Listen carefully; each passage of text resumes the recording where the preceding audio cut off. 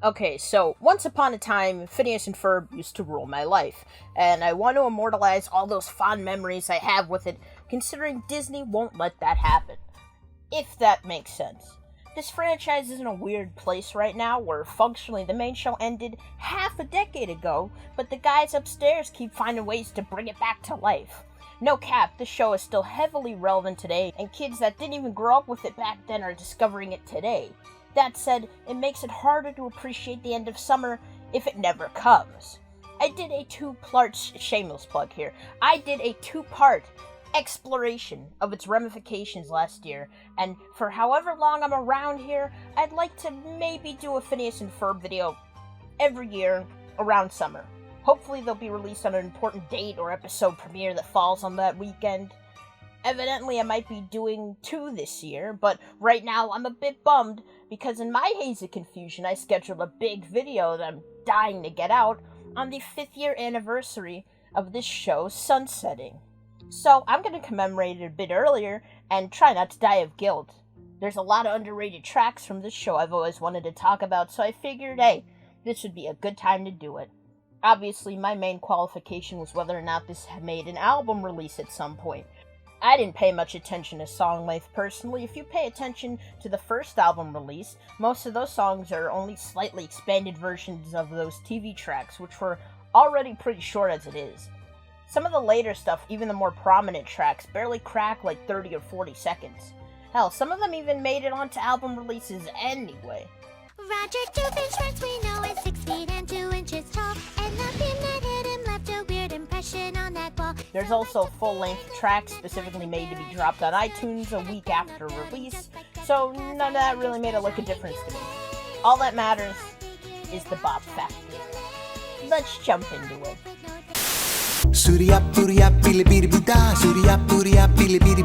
Before the video proper, we gotta give some tribute to these honorable mentions. Shooting Star Milkshake Bar was in close competition for a slot, but considering its proximity to the songs that beat it out, it made it painful to even give it an honorary slot. Coming from such a prominent episode as Out to Launch, I was surprised how overlooked this one became. It's got a great energy and a beat to it, and as far as tone setting, it would have made a great addition onto that first album. Big Ginormous Airplane is not one I'd initially consider, but after being pointed to its masterful transitioning throughout, the wonderful billowing of the chorus, and the great homage to old school big band jazz, this number certainly deserves a slot for taking on a smooth trip. Meatloaf, while not being a personal favorite, is a quintessential Phineas and Ferb number that, in outside context, would perhaps be up there with Gitchy Gitchy Goo and Squirrels in My Pants if, cosmic irony didn't come into play. It's got the quirky subject matter, a funky beat, and strong star power, and it makes for an energetic anthem for the pastry-shaped food. It's like a love letter to Meatloaf. Think about that. Robot Love Song, otherwise known as Interface, was the choice that gave me an existential crisis. It's definitely part of that era many of us started to tune out of the show. Despite the existence of a real boy and weaponry, I was mesmerized. You hear me? Mesmerized by Norm's ability to spit bars faster than he could spit rivets. For as little of a spotlight this show put on his musical talents, he was able to wow me every single time. That's talent, brother. Mixed with the wavering chants of his love interest, this collective output made for an electrifying interface. Just Wanna See You Smile is a weird track that deserves a mention. It's like a promotional for specially branded toothpaste or something, but it was just made for this, and it's like a 3-minute track, and it's just Phineas singing about brushing your teeth. It's weird like that. It's flat, but it's very hummable, so I give it points for that. It's got a nice beat, it's just a little repetitive. They hammer their point home by the 50-second mark. I don't know why it's a full cover, but you can probably get some enjoyment out of it. That out of the way, let's get into the real madness.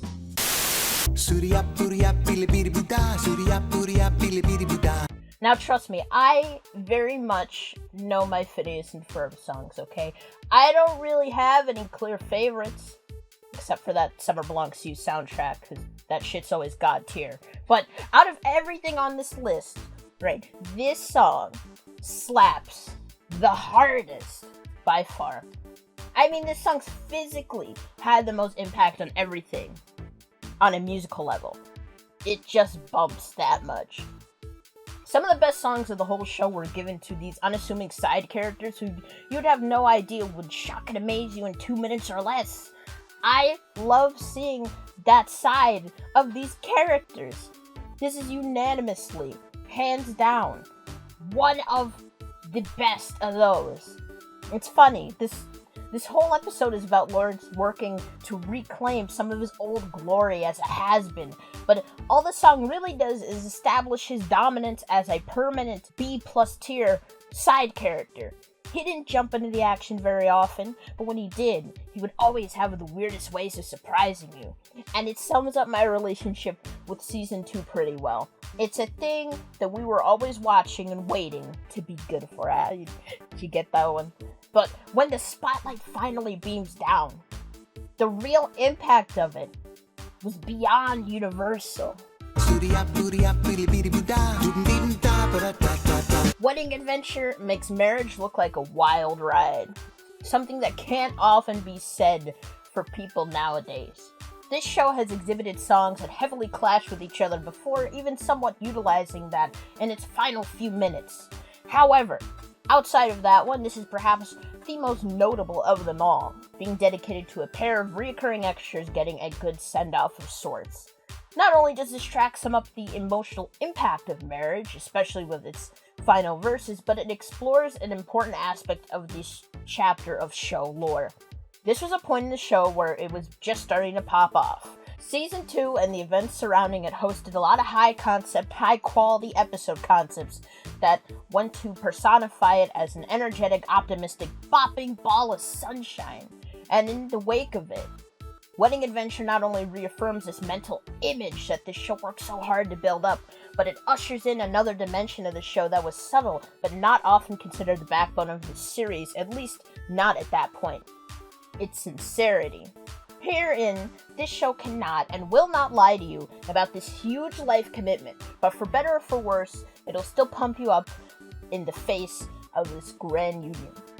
That ending, indeed, is the heart of this show.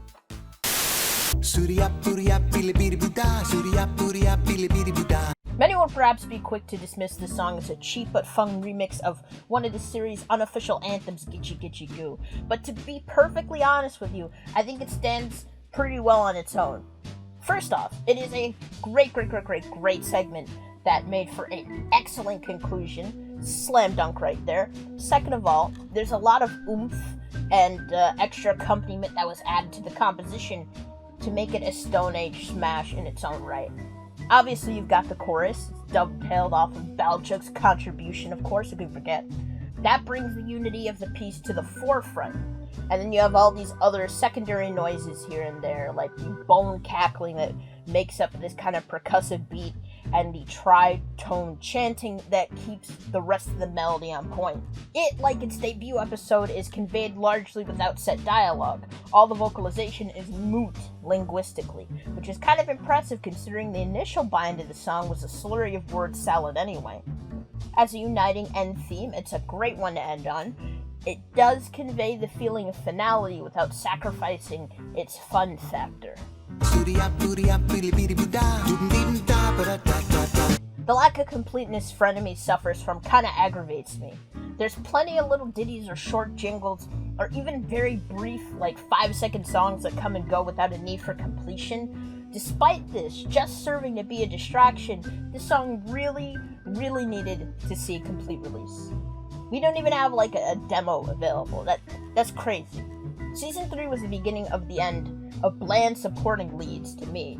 Now that we have eliminated some of the most unutilized sacks of meat we've ever had in this franchise, we gotta revitalize the ones that we didn't give time to yet. The first of which, I think, were most prominently Buford and Belgique. From the second half of the show onward, these two went through the most, and it was crazy to watch everything they've gone through in real time unfold. Before Bully Bromance breakup, we got this gem. It's a bit of a corny show tune, but its placement was no less important. Left to their own devices, without their other friends to assist or be assisted, these two were left with no choice but to perform a steady show tune about their relationship. In so few words, it seems to capture the dynamic really well. Hell, after it's all said and done, they're too busy copping autographs to think hard about what they sung about. It's a great illustration of their surface-level dynamic, not to mention all of the clever interactions surrounding the performance.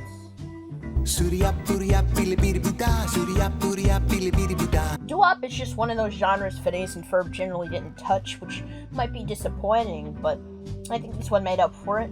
It took up until season 4 gave way to a 50s model dance for there to be a need for it to even be introduced. Once it hit, though, it went off pretty much without a hitch. As much as I loved the show in the past, there were plenty of times, plenty of times, I got tired of Phineas's ecstatically straining screeching throughout the latter half of the show. Musically speaking, I can't think of a time where it didn't come through, but regular dialogue from this guy became a slog to listen to. Interestingly enough, I think his vocal range fits this tune pretty well. Everyone fit this set fairly well, if you think about it. The composition of shots wasn't all that complex, but hey, they worked out pretty well, especially in that last 20 or 30 seconds. It's another one of those beautiful, soulful experiences that you just don't get in a typical cartoon.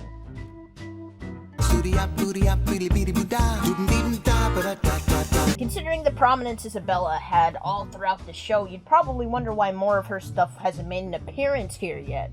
Well, that's just the thing, right? Her performances were always a given for any good soundtrack, and her solo songs, while uncommon, made for excellent scenes and moments. The City of Love still churns my stomach and curdles my blood to this very day. There wouldn't be many of her songs left that weren't included. Even the shortest of tracks were given their time. I Need My Letter Back, however, is very much classic Isabella, in that it's a soulful, peppy pop song, once again related to the world's densest corn chip. I can imagine his presence was more than covered in songs like her birthday number, which is another strong choice. However, like many Isabella-centric tracks, it'd make me regret passing over it. This one, obviously, with the added context, gives this one a bit more of an understated but mobile feel to it. You can tell these guys are on the move, you can tell how far they're getting. There's a sense of urgency and dread communicated just in the notation and the modulation utilized, even if you don't necessarily agree with what's going on, like I do. The riffing and the acting towards the end also helps really sell this one. Generally, this episode was hyper repetitive and more of the same as far as this relationship usually calls for, and it's not the greatest, especially due to the ending. Despite that, this song makes this episode pretty memorable and impactful. That last verse in particular is light, but a finishing blow, as powerful as any power ballad.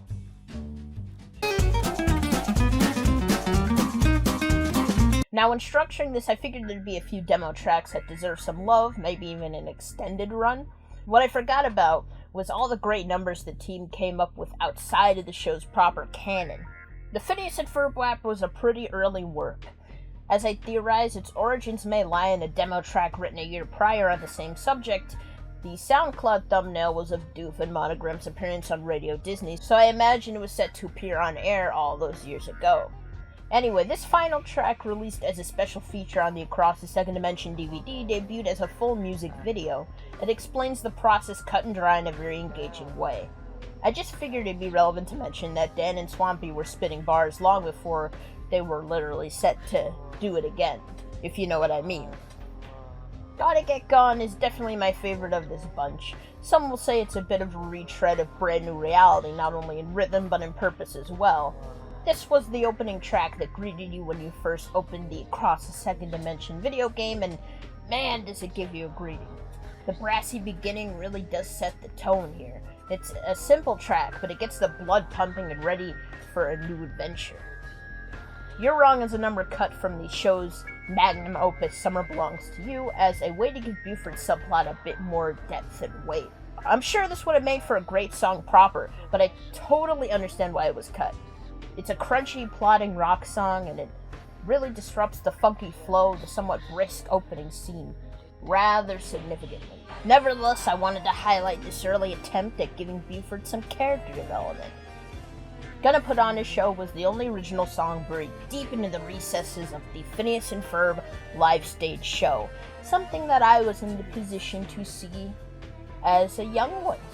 I remember hopping into the show, missing like the first 5 minutes or so, and after catching the bass line of this number, I was sold automatically. I practically floated in my seat listening to this banger. It's funny because after setting the mood with such a bop, the rest of the show rehashed and covered older songs for the duration of the plot. Such potential was wasted perhaps, but at least we got a good track out of it.